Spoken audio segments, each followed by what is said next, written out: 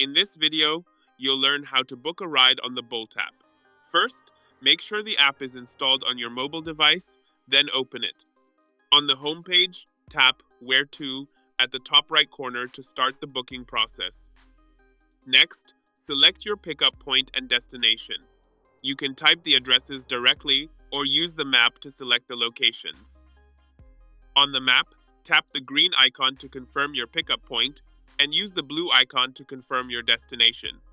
Once both points are set, the app will display an estimated fare for your ride.